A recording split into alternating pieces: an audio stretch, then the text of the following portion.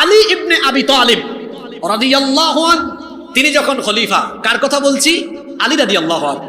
তিনি বাজারে গেলেন, গিয়ে দেখলেন কিছুদিন আগে তার একটা বর্ম, লৌহ বর্ম চুরি হয়েছে। এখন দেখেন খ্রিস্টান এটা বিক্রি করতেছে। গিয়ে বললেন, কি ব্যাপার, তুমি এটা পেয়েছো কোথায়? এটা তো আমার। খ্রিস্টান লোকটা বলল, এটা কি করে আপনার? এটা তো আমার। জিনিস হলো একটা, মালিক দাবি করছে দুইজন। জিনিস হলো কয়টা? মালিকানা দাবি কয়জনের? এখন ভেজাল আছে না নাই? এখন আলী রাদিয়াল্লাহু আনহু বললেন, চলো আমরা দুইজন ঝামেলা না করে প্রধান বিচারপতি সাহেবের কাছে যাই। তখন বিচারপতি ছিলেন শুরাইহ রাদিয়াল্লাহু আনহু। প্রধান বিচারপতির কাছে তিনি গেলেন, আর ইনি এমন প্রধান বিচারপতি, তিনি 60 বছর পর্যন্ত একটানা বিচারক ছিলেন। ওমর ফারুক রাদিয়াল্লাহু আনহুর সময়ও তিনি প্রধান বিচারক ছিলেন। উসমান বিন আফফান রাদিয়াল্লাহু আনহুর সময়ও তিনি প্রধান বিচারক ছিলেন। এত লম্বা সময় ধরে ছিলেন শুরাইহ রাদিয়াল্লাহু আনহু বিচারক। যাওয়ার পরে আবার আদালতে তারা বললেন, এই লৌহ বর্ম দুইজনই মালিকানা দাবি করলেন। এবার বিচারক সাহেব বললেন, মহামান্য খলিফা, এই লৌহ বর্মটা যে আপনার, বলেন তো এর জন্য কি কোনো সাক্ষী আছে নাকি? দেখেন, প্রধান বিচারপতি রাষ্ট্রের খলিফাকে, প্রেসিডেন্টকে জেরা করছেন। আমার দেশে তো প্রেসিডেন্ট দূরের কথা, মেম্বার চেয়ারম্যান হইলে তার বিরুদ্ধে কথা বলার সাহস কেউ করতে পারে না। তখন তিনি বললেন, অবশ্যই সাক্ষী আছে। বিচারক বললেন, কে সাক্ষী আনেন তো দেখি। তিনি বললেন, 1 নম্বর সাক্ষী হলো আমার ছেলে, 1 নম্বর সাক্ষী হলো আমার ছেলে হাসান, 2 নম্বর সাক্ষী হলো আমার ভৃত্য, আমার ঘরের চাকর। কাজী সাহেব বিচারক তখন বললেন, আপনি কি জানেন না রসুলের বিচারের ফর্মুলা হলো, পিতার জন্য পুত্রের সাক্ষ্য গ্রহণযোগ্য হয় না, আবার মনিবের জন্য চাকরের সাক্ষ্য গ্রহণযোগ্য হয় না। কারণ চাকর তার চাকরি বাঁচানোর জন্য মনিবের পক্ষে সাক্ষ্য দিতে পারে, আবার আবার ছেলেও তার বাপের পক্ষে সাক্ষী দিয়ে দিতে পারে। সুতরাং এই দুইজন ছাড়া অন্য কেউ যদি আপনার সাক্ষী থাকে তাহলে আপনি হাজির করুন। তিনি বললেন, না, এছাড়া আমার আর কোনো সাক্ষ্য নেই। কাজী সাহেব বললেন, তাহলে বিচারের রায় আপনার পক্ষে আর নাই। রায় দিয়ে দিলেন খ্রিস্টানের পক্ষে। তিনি তখন মেনে নিলেন। আলী রাদিয়াল্লাহু আনহু বললেন, ঠিক আছে, বিচার আমি মেনে নিলাম, কারণ যেহেতু আমার কাছে সাক্ষী নাই, রায়ও আমি মেনে নিলাম। খ্রিস্টান লোকটা চিৎকার করে বলল, ইসলামের কত সৌন্দর্য! আমি তো ভেবেছিলাম জোর করে কাজী সাহেব প্রেসিডেন্টের পক্ষে রায় দিয়ে দিবেন, কিন্তু ঘটনা ঘটে গেল উল্টা। এই মহানুভবতা, এই ন্যায় ইনসাফ দেখে আমিও সত্য কথা বললাম, আসলে এই বর্মটা আমার নয়, বর্মটা খলিফার, এটা চুরি করে আনা হয়েছে, এটার মালিক আমি নই। আর এই ন্যায় ইনসাফ দেখার পরে আমি আর গুমরাহিতে পড়ে থাকতে চাই না। সেও কালেমা পড়ে নিল, লা ইলাহা ইল্লাল্লাহু মুহাম্মাদুর রাসূলুল্লাহ সাল্লাল্লাহু। এই ঘটনাটা উল্লেখ করেছি কেন জানেন? আল্লাহর আইন থাকলে ও মুসলিমরাও ন্যায় বিচার থেকে বঞ্চিত হয়। কথা বুঝতে পেরেছেন? পাশের দেশ থেকে মাঝে মাঝে বলা হয় যে মৌলবাদের উত্থান ঘটলে বাংলাদেশে হিন্দু, মুসলিম, বৌদ্ধ, খ্রিস্টান সংখ্যালঘু যারা আছে এদের অবস্থা খারাপ হয়ে যাবে। আমি বলছি কি, নিজের চরকায় তেল দাও। তোমরা যে কত ভালো আর কত খারাপ সেটা আয়নায় নিজেদের চেহারা তোমরা দেখো। সাম্প্রদায়িক সম্প্রীতি তোমরা রক্ষা করতে জানো না, কারণ তোমাদের হাত আমাদের কাশ্মীরি মুসলমান ভাই বোনদের রক্তে রঞ্জিত হয়ে আছে। তোমরা এমন ডাকাত, এমন দস্যু, তোমরা আমাদের হাজারো বছরের ঐতিহ্য, শত শত বছরের ঐতিহ্য বাবরি মসজিদ দখল করে রাম মন্দির বানিয়েছো। আপনারা বলেন তো, বাংলাদেশে আমরা কোনো মন্দির, পূজা মণ্ডপ, পেগুডা, গির্জা দখল করেছি? কোনোদিন করব? কুরআন আমাদেরকে এটা শিক্ষা দেয়? আমরা কি কখনো অমুসলিমদের গায়ে হাত তুলি? কখনো তুলবো না। ইসলাম এটা আমাদেরকে শেখায় না। মায়ের কোলে শিশু যেমন নিরাপদ, তেমনি মুসলমানদের কাছে কিংবা ইসলামী শাসনের অধীনে মায়ের কোলে শিশু যেমন নিরাপদ, মুসলমানদের কাছে অমুসলিমরাও তেমন নিরাপদ। ইয়া আইয়ুহান নাস উবুদু রাব্বাকুম, হে মানব জাতি, তোমরা তোমাদের রবের ইবাদত করো। রবের পরিচয় এখানে দেওয়া হয়েছে, আল্লাযী খালাকাকুম, যিনি তোমাদেরকে সৃষ্টি করেছেন, ওয়াল্লাযীনা মিন ক্বাবলিকুম, এবং তোমাদের পূর্ববর্তীদেরকেও যিনি সৃষ্টি করেছেন। বলেন তো, সকলকে যিনি সৃষ্টি করেছেন, গলার আওয়াজ বড় করে বলেন, তিনি কে? রবের পরিচয়, রবকে। আর রব এমন গুরুত্বপূর্ণ একটি শব্দ, কোরআন খুললেই দেখবেন শুরুতে আছে রবের পরিচয়, আবার শেষে যাবেন শেষেও আছে রবের পরিচয়। আপনি যখন আল্লাহর কালাম খুলবেন, কোরআনের প্রথমেই দেখবেন রবের কথা বলা হয়েছে, আলহামদুলিল্লাহি রাব্বিল আলামিন। সকল প্রশংসা আল্লাহর। আল্লাহকে, তার পরিচয় হলো রব্বিল আলামিন, তিনি হলেন জগৎ সমূহের প্রতিপালক। কোরআনের শুরুতে আছে রবের পরিচয়, আবার কোরআনের শেষেও আছে রবের পরিচয়। কুল আউযু বিরাব্বিন নাস। ও নবী, আপনি বলুন আমি আশ্রয় চাই মানুষের রবের কাছে। খেয়াল করে কথাটা শুনেন। আপনি ভাবতে পারেন, হুজুর চলমান এই পরিস্থিতিতে আপনি এই আয়াতের তাফসীর শুরু করলেন কেন? এই আয়াতের ভেতরে আপনার জীবন পরিবর্তনের গুরুত্বপূর্ণ মেসেজ আছে, এজন্য অমনোযোগী হবেন না। আল্লাহ কোরআনের শুরুতে দিলেন রবের পরিচয়, কোরআনের শেষেও দিলেন রবের পরিচয়। আবার যখন আমরা দুনিয়া ছেড়ে চলে যাব, যখন আমরা কবরে যাব, কবরেও সর্বপ্রথম প্রশ্ন হলো রবের ব্যাপারে প্রশ্ন। প্রথম প্রশ্নটা হলো মার রব্বুকা, তোমার রব। শুনতেছেন আপনারা? কোরআন শুরু হয়েছে কার পরিচয় দিয়ে? শেষ হয়েছে কার পরিচয় দিয়ে? কবরে প্রথম কার পরিচয়? ইবাদত করতে হবে কার? রবের। ইবাদত করতে হবে কার? রবের। রবকে, রব হলেন তিনি মানুষের সকল প্রয়োজন, শুধু মানুষ না, সৃষ্টি জগতের সকল প্রয়োজন পূরণ করেন যিনি, রব হলেন। আমার আপনার সব প্রয়োজন পূরণ করেন কে? আচ্ছা বলেন তো, মানুষের বেঁচে থাকার জন্য সবচেয়ে জরুরি কোন বিষয়টা? সবচেয়ে জরুরি দরকার, যেটা না হলে এক সেকেন্ডও সে বাঁচে না, ওইটার নাম কি? অক্সিজেন। এই অক্সিজেনের প্রয়োজন আপনাদের পূরণ করছেন কে? চিকিৎসা বিজ্ঞান বলছে একজন সুস্থ স্বাভাবিক মানুষ বেঁচে থাকার জন্য প্রতিদিন 500 লিটারেরও অধিক অক্সিজেন গ্রহণ করে। 500 লিটার অক্সিজেনের বাজার মূল্য হলো 5 লক্ষ টাকার বেশি। তার মানে প্রতিদিন আমি বেঁচে থাকার জন্য প্রয়োজন হয় কত লক্ষ টাকার অক্সিজেনের? 5 লক্ষ টাকা। তো যদি রেগুলার 5 লক্ষ টাকা দরকার হয়, তাহলে মাসে এর পরিমাণ দাঁড়ায় কত? 150 লক্ষ, মানে 1.5 কোটি টাকা। বছরে এর পরিমাণ দাঁড়ায় 18 কোটি টাকা। আপনারা হয়তো সম্পদশালী মানুষ, আমি তো, আমার পরিবারের এত পয়সা নাই যে এই বছরে 18 কোটি টাকার অক্সিজেন কিনে বেঁচে থাকতে পারবো। আর সবচেয়ে বড় কথা হলো, যেদিন জন্ম হয়েছে সেদিন থেকে নিয়ে আজ পর্যন্ত যদি হিসাব করেন, তাহলে দেখবেন বিলিয়ন মিলিয়ন ট্রিলিয়ন ডলারের অক্সিজেন গ্রহণ করেছেন। কিন্তু এর জন্য কি আল্লাহ তাআলাকে কোনো পেমেন্ট দিতে হয়েছে? জোরে বলেন, দিতে হয়েছে? আপনার এই অভাবটা পূরণ করছেন কে?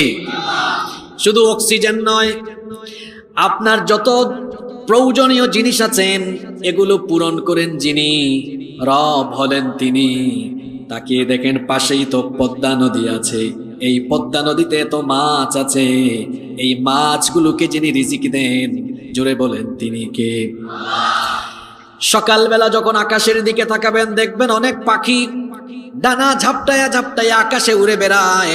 সকালবেলা তার খাঁচা থেকে সে বের হয়, তার কাছে কোনো গুগল ম্যাপ নাই, কোথায় যাবে, কোথায় গেলে খাবার পাবে সে জানে না। ওই পাখিটা যখন সন্ধ্যাবেলায় বাসায় আসে, তাকে পেট ভরায়া যিনি বাসায় ফিরাইয়া দেন তিনি কে? এভাবে যিনি সবার প্রয়োজন পূরণ করেন তার নাম রব। তার নাম কি? আর ইবাদত, উপাসনা, ইবাদত পেতে হলে যোগ্যতা হলো রুবুবিয়্যতের কোয়ালিটি থাকতে হবে। এজন্য আল্লাহ কোরআনে বলেছেন, আল্লাহ তো এখানে আয়াতটা এভাবে নাজিল করতে পারতেন, উবুদুল্লাহ, এভাবে বলেননি, বলেছেন উবুদু রাব্বাকুম, তোমাদের রবের ইবাদত করো। তার মানে হলো যে ব্যক্তি রব নয় সে মানুষের মাবুদ নয়, সে মানুষের মাবুদ নয়। মাবুদ হলো সে, রব হলেন যিনি, মাবুদ হলেন তিনি। আল্লাহ এখানে বলছেন ওয়াকাদা রাব্বুকা, তোমার রবের কাছ থেকে ফয়সালা হয়েছে, আদেশ হয়েছে, আল্লাহ তা'বুদু ইল্লা ইয়া, তিনি ছাড়া তুমি আর কারো ইবাদত করবে, সেই আল্লাহর সাথে আর কাউকে শরীক করা যাবে না। রব্বুল আলামিন কোরআনুল কারীমের 4 নম্বর সূরা সূরাতুন নিসায়ের 36 নম্বর আয়াতের জন্য বললেন ওয়া'বুদুল্লাহা ওয়া লা তুশরিকু বিহি শাইআ, আর তোমরা আল্লাহর ইবাদত করো, তার সাথে অন্য কাউকে শরীক করো না।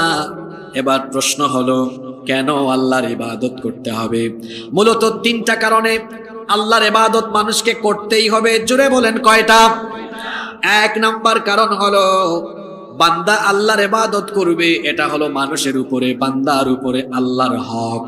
বুখারী শরীফে হাদিস এসেছে, এই হাদিসের বর্ণনাকারী সাহাবী হচ্ছেন মুআদ ইবনে জাবাল রাদিয়াল্লাহু আনহু। তিনি বলছেন, কুনতু রিদফান নবী সাল্লাল্লাহু আলাইহি ওয়াসাল্লাম আলা হিমার, আমি আল্লাহর নবীর সাথে আল্লাহর নবীর পিছনে একটি গাধার উপরে আরোহিত অবস্থায় ছিলাম।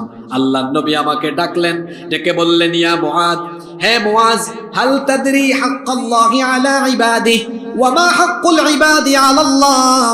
মুআজ, তুমি কি জানো নাকি বান্দার উপরে আল্লাহর হক কি আর আল্লাহর উপরে বান্দার হক কি? মুআদ ইবনে জাবাল রাদিয়াল্লাহু আনহু তখন বললেন, আল্লাহু ওয়া রাসূলুহু আ'লাম, এই ব্যাপারে আল্লাহ এবং তার রাসূল সবচাইতে ভালো জানেন।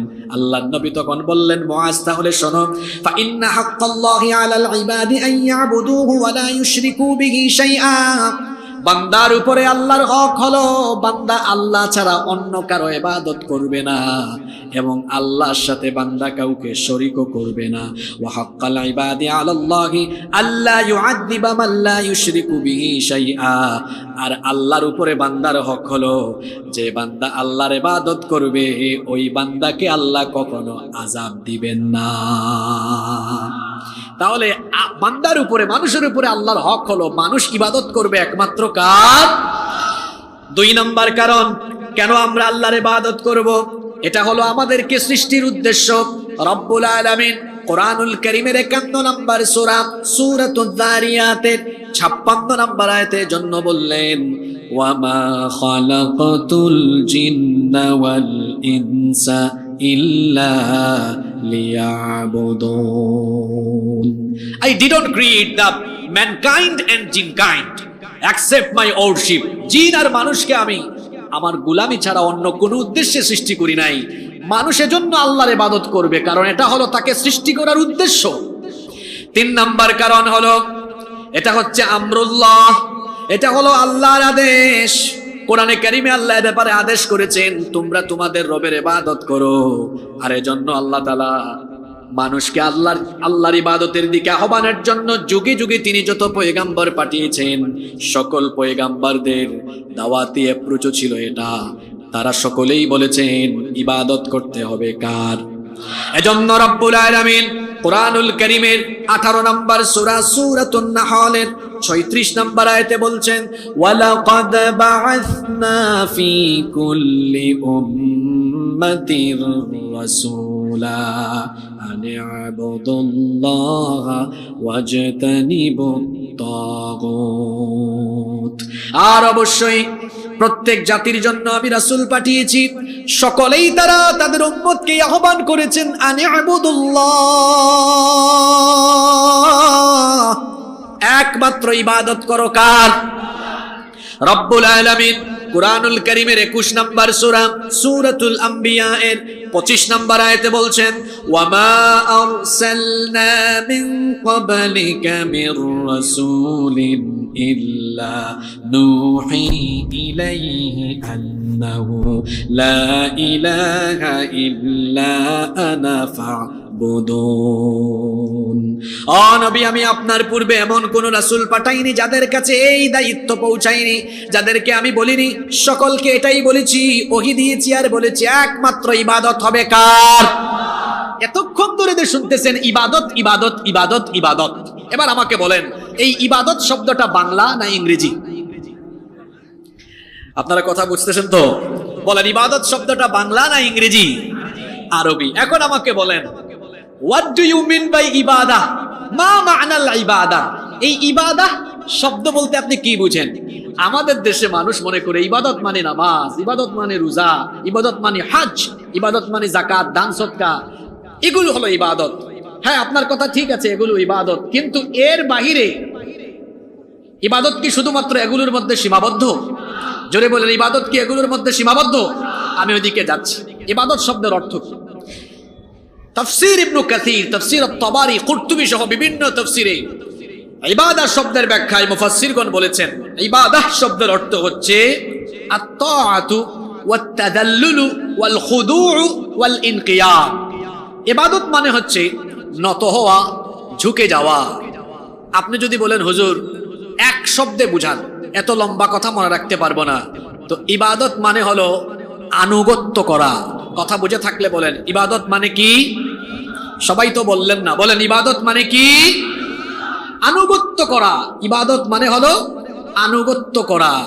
এই আনুগত্য হবে কার? জোরে বলেন কার? যারা মনে করে নামাজ রোজা হজ যাকাত ইবাদত, তাদের কাছে আমার প্রশ্ন, আপনারা একটু আমাকে সহযোগিতা করেন। একজন মানুষ যদি দৈনন্দিন 5 ওয়াক্ত নামাজ আদায় করে, তাহলে তার সর্বমোট কত সময় লাগতে পারে? আনুমানিক 1 ঘন্টা। আপনারা একমত কিনা আমার সাথে? 1 ঘন্টা।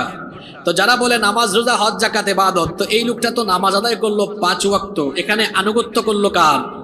জোরে বলেন কার?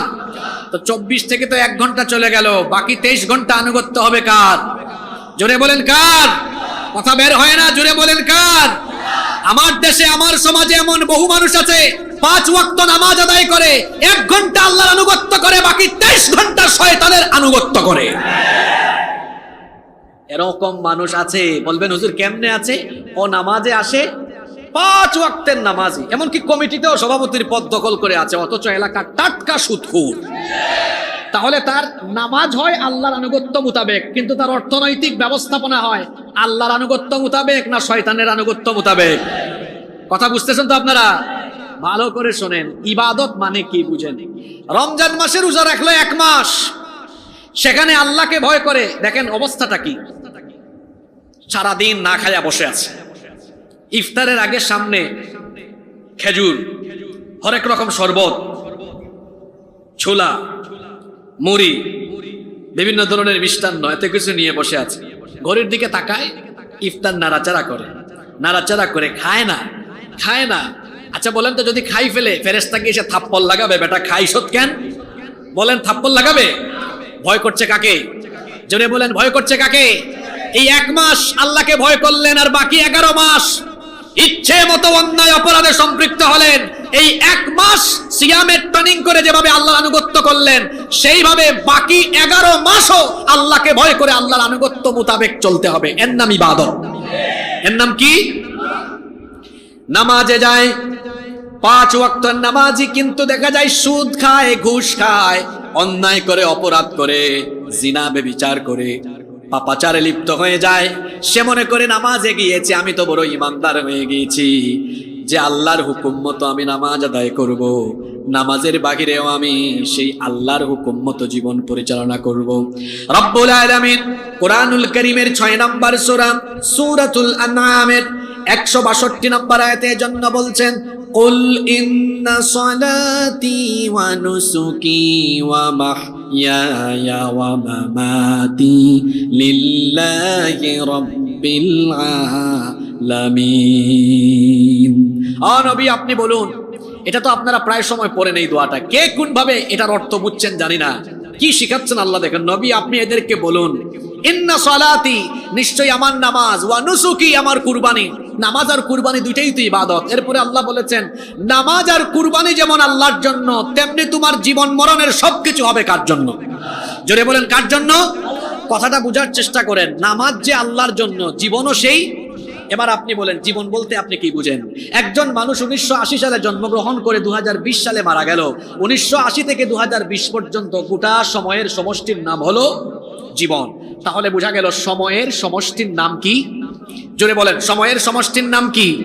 আল্লাহ শিখিয়েছেন, নবী এদেরকে বলেন নামাজ যে আল্লাহর জন্য, গোটা জীবনের সকল সময় হবে কার জন্য? জোরে বলেন কার জন্য? অর্থাৎ জীবনের সকল সময়, সময়ের সবগুলো কাজ, আমি যত কাজ করি সব কাজ হবে কার হুকুম মতো? জোরে বলেন কার হুকুম মতো? শুরুর কথা না বুঝলে তো পরে গিয়ে পেছ লাগাবেন, আর কালকে বলবেন হুজুর এটা কোথা থেকে আনছে, কি বলে গেছে। আগা মাথা ঠিক থাকবে না তো। কথা পুরা শুরু থেকে ভালো করে শোনেন। তাহলে আল্লাহ বলেছেন আনুগত্য হবে একমাত্র কার? এই আনুগত্য কি নামাজে না নামাজের বাইরেও? 24 ঘন্টা না 1 ঘন্টা? 1 দিন 2 দিন না সারা জীবন? জোরে বলেন। তার মানে হলো আনুগত্য হবে এমন যে আল্লাহর হুকুম মতো আমি নামাজ আদায় করব, সে আল্লাহর হুকুম মতো আমি আমার পরিবার চালাবো, যে আল্লাহর হুকুম মতো আমি রমজানের মাসে রোজা রাখবো, সে আল্লাহর হুকুম মতো আমি আমার সমাজ চালাবো, যে আল্লাহর হুকুম মতো আমি কুরবানির সময় আসলে কুরবানি দিব, আদালত চালাবো কার হুকুম মতো? এখন তো আস্তে কথা বললেন, জোরে বলেন কার হুকুম মতো? যে আল্লাহর কথা মতো হজ আসলে পরে হজ আদায় করব, সে আল্লাহর কথা মতো আমি আল্লাহর জমিনকে পরিচালনা করব। কারণ জমিনটা আমার নয়, আমার বাপ দাদারও নয়, এই জমিনটা কার? আস্তে বলবেন না, জোরে বলেন জমিনটা কার? এই জমিনে হুকুম চলবে আমার বাপ দাদার নাকি আল্লাহর? আরো জোরে বলেন কার? কিন্তু দেখা গেল আমি আল্লাহর হুকুম মতো নামাজ আদায় করলাম, আল্লাহর হুকুম মতো রমজানের রোজাও রাখলাম, আল্লাহর হুকুম মতো আমি হজ আসলে পরে হজ আদায় করলাম, আল্লাহর হুকুম মতো যাকাত দিলাম। কিন্তু আমার পরিবার, আমার সমাজ, আমার ব্যবসা বাণিজ্য, আমার আদালত, শিক্ষাঙ্গন, আমার রাষ্ট্র, সবকিছু আমি আল্লাহর আনুগত্যের বিপরীতে পরিচালনা করলাম। জোরে বলেন তো এটার নাম কি প্রকৃত আনুগত্য নাকি? আস্তে বলবেন না, জোরে বলেন প্রকৃত আনুগত্য নাকি? যেভাবে আপনি আল্লাহর কোরআনের এই আয়াতকে মানলেন, আল্লাহ বলেছেন আকিমুস সালাত, নামাজ প্রতিষ্ঠা করো, এজন্য আজানের সময় হলে নামাজে চলে গেলেন। এইভাবে করে কোরআনে 6000-এর উপরে আয়াত আছে। এই আয়াতগুলো আল্লাহ কেন দিয়েছেন? শুধুমাত্র ঝাড়ফুঁক করার জন্য, কোনো মানুষ মারা গেলে খতমের জন্য, তারপরে কোনো অনুষ্ঠান উদ্বোধন হওয়ার আগে, শুরু হওয়ার আগে কোরআন তেলাওয়াতের জন্য, ব্যবসা বাণিজ্য শুরু হওয়ার আগে তেলাওয়াতের জন্য। এই জন্য কি আল্লাহ শুধু কোরআন দিয়েছেন নাকি? আস্তে বলবেন না, জোরে বলেন এজন্য দিয়েছেন নাকি? কেন আল্লাহ কোরআন দিলেন? আপনার জীবনের গোটা সময়টা যেন আপনি আল্লাহর আনুগত্য মোতাবেক, আল্লাহর ফর্মুলা মোতাবেক জীবনের সকল দিক এবং বিভাগকে পরিচালনা করতে পারেন। এজন্য আপনার জন্মের পর থেকে নিয়ে মৃত্যু পর্যন্ত আপনার জীবনে যা যা দরকার আনুগত্য মোতাবেক পরিচালনার জন্য আল্লাহ তাআলা একটি দিক নির্দেশনার কিতাব দিয়েছেন। সেই কিতাবের নাম কি? আস্তে বলবেন না, জোরে বলেন সেই কিতাবের নাম কি? এই কিতাবে নামাজ, রোজা, হজ, যাকাতের কথা যেমন আছে, কিভাবে আমার পরিবার চলবে, ব্যবসা চলবে, সমাজ চলবে, সেই কথা কোরআনে নাই? সেই কথা কোরআনে নাই? আরো জোরে বলেন আছে না নাই? রব্বুল আলামিন কোরআনুল কারীমের 16 নম্বর সূরা সূরাতুন নাহলের 89 নম্বর আয়াতের শেষাংশে বলছেন, ওয়ানাজ্জালনা আলাইকাল কিতাবা তিবয়ানাল লিকুল্লি শাইইন ওয়া হুদান ওয়া রাহমাতান ওয়া বুশরা লিল মুসলিমিন।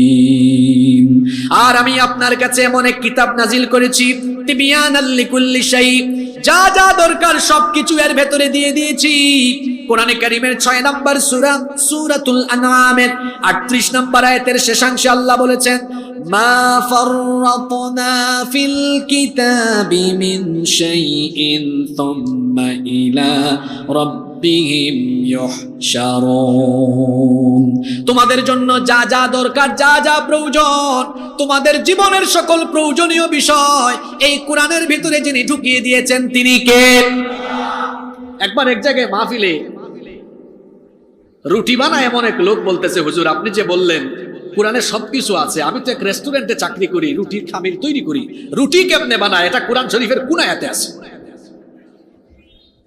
আপনাদের কি মনে হয় আছে না নাই? আছে না নাই?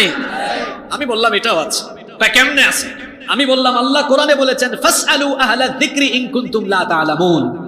তুমি যেটা জানো না, যে জানে তাকে গিয়ে জিজ্ঞেস করে তার কাছ থেকে জেনে নাও রুটি কেমনে বানাইতে হয়। তুমি যদি এটা নাই জানো, কোরআন বলেছে যে বানাইতে পারে তার কাছে গিয়ে শিখে আসতে।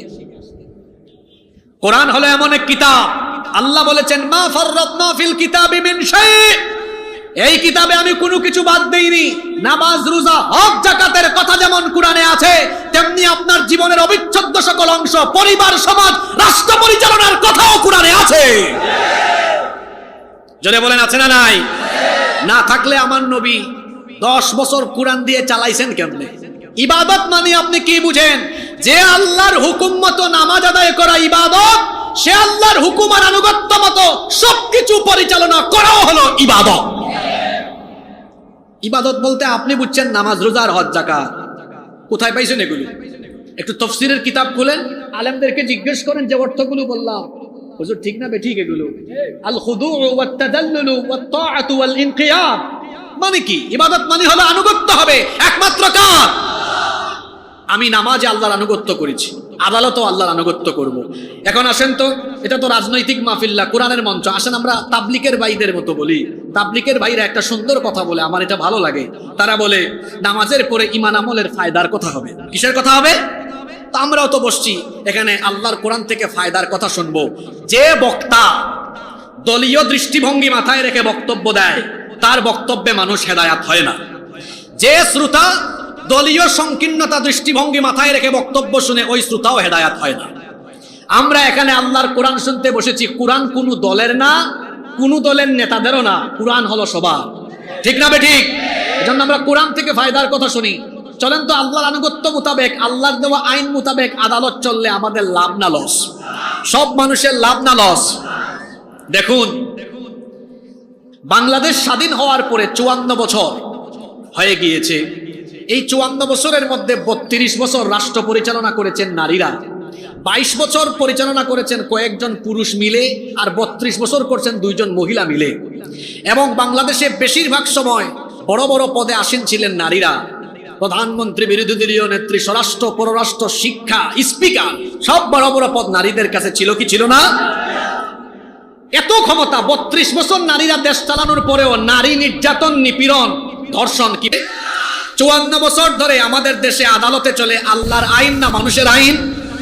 পুরুষ মানুষের মতো বলেন, আল্লাহর আইন না মানুষের আইন? জোরে বলেন, কার আইন?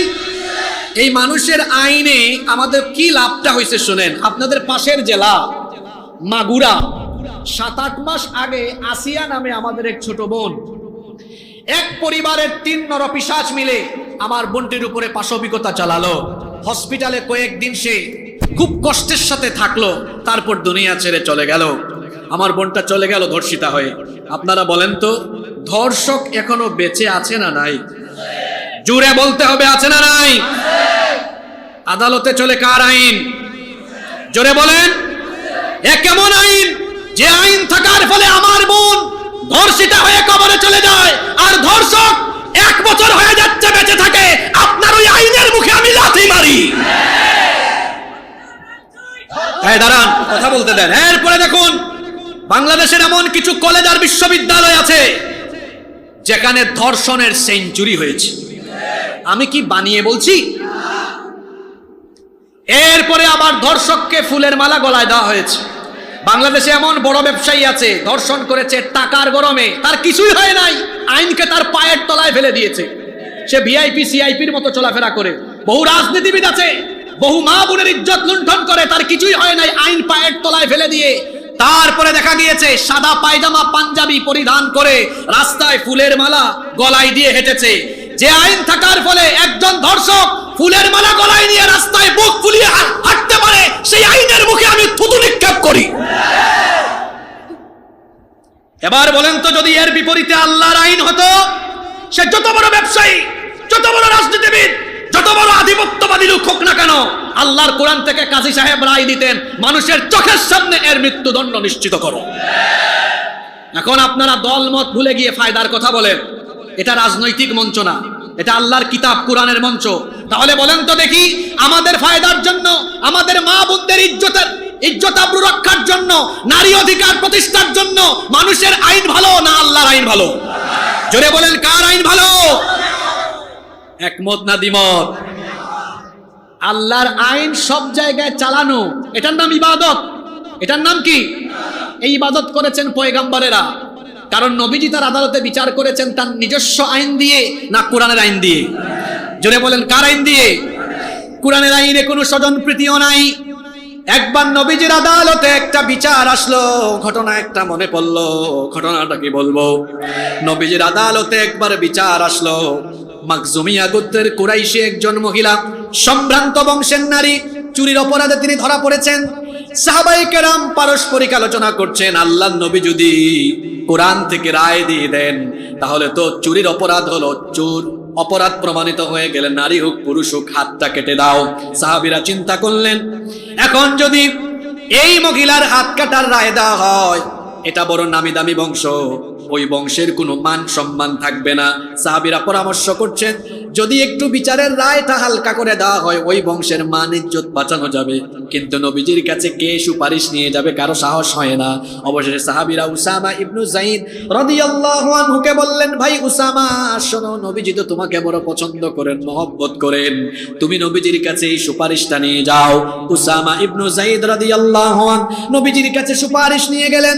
আল্লাহর নবী এই কথা শোনা মাত্রই সাহাবীদেরকে ডাকলেন, ডেকে বললেন, ও আমার সাহাবীরা, এত বড় দুঃসাহস কেমনে তোমরা দেখালে? আল্লাহর কিতাবের আইনের বিরুদ্ধে কিভাবে তোমরা কথা বলতে পারলে? শোনো সাহাবীরা, ওই নামি দামি বংশের নারী না হয়ে আদালতের কাঠগড়ায় যদি আজ আমার নিজের কলিজার টুকরা মেয়ে ফাতেমাও হতো, বিচার করতে গিয়ে আমি দয়া মায়া দেখাতাম না, বরং চুরির অপরাধের কারণে হাত কাটার রায় দিয়ে দায়িত্ব জল্লাদকেও দিতাম না, কারণ জল্লাদ হয়তো ভাবত নবীজির মেয়ে, প্রেসিডেন্টের মেয়ে, এই জন্য দেখা যেত রায় কার্যকরণে দয়া মায়া চলে আসতে পারতো, যার ফলে যদি আমার মেয়েও হতো, রায় দিয়ে দায়িত্ব আমি জল্লাদের হাতে সুপর্দ না করে আমি পাপ হয়ে আমার নিজের মেয়ের হাত নিজেই আমি কেটে ফেলে দিতাম। আল্লাহু আকবার। ঘটনা আরেকটা মনে পড়ছে, বলবো? কষ্ট হচ্ছে নাকি আপনাদের? আলী ইবনে আবি তালিব রাদিয়াল্লাহু আনহু তিনি যখন খলিফা, কার কথা বলছি? আলী রাদিয়াল্লাহু আনহু। তিনি বাজারে গেলেন, গিয়ে দেখলেন কিছুদিন আগে তার একটা বর্ম, লৌহ বর্ম চুরি হয়েছে। এখন দেখেন খ্রিস্টান এটা বিক্রি করতেছে। গিয়ে বললেন, কি ব্যাপার, তুমি এটা পেয়েছো কোথায়? এটা তো আমার। খ্রিস্টান লোকটা বলল, এটা কি করে আপনার হয়? এটা তো আমার। জিনিস হলো একটা, মালিক দাবি করছে দুইজন। জিনিস হলো কয়টা? মালিকানা দাবি কয়জনের? এখন ভেজাল আছে না নাই? এখন আলী রাদিয়াল্লাহু আনহু বললেন, চলো আমরা দুইজন ঝামেলা না করে প্রধান বিচারপতি সাহেবের কাছে যাই। তখন বিচারপতি ছিলেন শুরাইহ রাদিয়াল্লাহু আনহু। প্রধান বিচারপতির কাছে তিনি গেলেন, আর ইনি এমন প্রধান বিচারপতি, তিনি 60 বছর পর্যন্ত একটানা বিচারক ছিলেন। ওমর ফারুক রাদিয়াল্লাহু আনহুর সময়ও তিনি প্রধান বিচারক ছিলেন। ওসমান বিন আফফান রাদিয়াল্লাহু আনহুর সময়ও তিনি প্রধান বিচারক ছিলেন। এত লম্বা সময় ধরে ছিলেন শুরাইহ রাদিয়াল্লাহু আনহু বিচারক। যাওয়ার পরে আবার আদালতে তারা বললেন, এই লৌহ বর্ম দুইজনই মালিকানা দাবি করলেন। এবার বিচারক সাহেব বললেন, মহামান্য খলিফা, এই লৌহ বর্মটা যে আপনার, বলেন তো এর জন্য কি কোনো সাক্ষী আছে নাকি? দেখেন, প্রধান বিচারপতি রাষ্ট্রের খলিফাকে, প্রেসিডেন্টকে জেরা করছেন। আমার দেশে তো প্রেসিডেন্ট দূরের কথা, মেম্বার চেয়ারম্যান হইলে তার বিরুদ্ধে কথা বলার সাহস কেউ করতে পারে না। তখন তিনি বললেন, অবশ্যই সাক্ষী আছে। বিচারক বললেন, কে সাক্ষী আনেন তো দেখি। তিনি বললেন, 1 নম্বর সাক্ষী হলো আমার ছেলে, 1 নম্বর সাক্ষী হলো আমার ছেলে হাসান, 2 নম্বর সাক্ষী হলো আমার ভৃত্য, আমার ঘরের চাকর। কাজী সাহেব বিচারক তখন বললেন, আপনি কি জানেন না রসুলের বিচারের ফর্মুলা হলো, পিতার জন্য পুত্রের সাক্ষ্য গ্রহণযোগ্য হয় না, আবার মনিবের জন্য চাকরের সাক্ষ্য গ্রহণযোগ্য হয় না, কারণ চাকর তার চাকরি বাঁচানোর জন্য মনিবের পক্ষে সাক্ষ্য দিতে পারে, আবার আবার ছেলেও তার বাপের পক্ষে সাক্ষী দিয়ে দিতে পারে। সুতরাং এই 2 জন ছাড়া অন্য কেউ যদি আপনার সাক্ষী থাকে তাহলে আপনি হাজিরি করুন। তিনি বললেন, না, এছাড়া আমার আর কোনো সাক্ষ্য নেই। কাজী সাহেব বললেন, তাহলে বিচারের রায় আপনার পক্ষে আর নাই। রায় দিয়ে দিলেন খ্রিস্টানের পক্ষে। তিনি তখন মেনে নিলেন। আলী রাদিয়াল্লাহু আনহু বললেন, ঠিক আছে, বিচার আমি মেনে নিলাম, কারণ যেহেতু আমার কাছে সাক্ষী নাই, রায়ও আমি মেনে নিলাম। খ্রিস্টান লোকটা চিৎকার করে বলল, ইসলামের কত সৌন্দর্য! আমি তো ভেবেছিলাম জোর করে কাজী সাহেব প্রেসিডেন্টের পক্ষে রায় দিয়ে দিবেন, কিন্তু ঘটনা ঘটে গেল উল্টা। এই মহানুভবতা, এই ন্যায় ইনসাফ দেখে আমিও সত্য কথা বললাম, আসলে এই বর্মটা আমার নয়, বর্মটা খলিফার, এটা চুরি করে আনা হয়েছে, এটার মালিক আমি নই। আর এই ন্যায় ইনসাফ দেখার পরে আমি আর গুমরাহিতে পড়ে থাকতে চাই না। সেও কালেমা পড়ে নিল, লা ইলাহা ইল্লাল্লাহু মুহাম্মাদুর রাসূলুল্লাহ সাল্লাল্লাহু। এই ঘটনাটা উল্লেখ করেছি কেন জানেন? আল্লাহর আইন থাকলে ও মুসলিমরাও ন্যায় বিচার থেকে বঞ্চিত হয়। কথা বুঝতে পেরেছেন? পাশের দেশ থেকে মাঝে মাঝে বলা হয় যে মৌলবাদের উত্থান ঘটলে বাংলাদেশে হিন্দু, মুসলিম, বৌদ্ধ, খ্রিস্টান সংখ্যালঘু যারা আছে এদের অবস্থা খারাপ হয়ে যাবে। আমি বলছি কি, নিজের চরকায় তেল দাও। তোমরা যে কত ভালো আর কত খারাপ সেটা আয়নায় নিজেদের চেহারা তোমরা দেখো। সাম্প্রদায়িক সম্প্রীতি তোমরা রক্ষা করতে জানো না, কারণ তোমাদের হাত আমাদের কাশ্মীরি মুসলমানদের, আমাদের কাশ্মীরি মুসলমান ভাই বোনদের রক্তে রঞ্জিত হয়ে আছে। তোমরা এমন ডাকাত, এমন দস্যু, তোমরা আমাদের হাজারো বছরের ঐতিহ্য, শত শত বছরের ঐতিহ্য বাবরি মসজিদ দখল করে রাম মন্দির বানিয়েছো। আপনারা বলেন তো, বাংলাদেশে আমরা কোনো পূজা, কোনো মন্দির, পূজা মণ্ডপ, পেগুডা, গির্জা দখল করেছি? কোনোদিন করব? কুরআন আমাদেরকে এটা শিক্ষা দেয়? আমরা কি কখনো অমুসলিমদের গায়ে হাত তুলি? কখনো তুলবো? তুলবো না। ইসলাম এটা আমাদেরকে শেখায় না। মায়ের কোলে শিশু যেমন নিরাপদ, তেমনি মুসলমানদের কাছে কিংবা ইসলামী শাসনের অধীনে মায়ের কোলে শিশু যেমন নিরাপদ, মুসলমানদের কাছে অমুসলিমরাও তেমন নিরাপদ।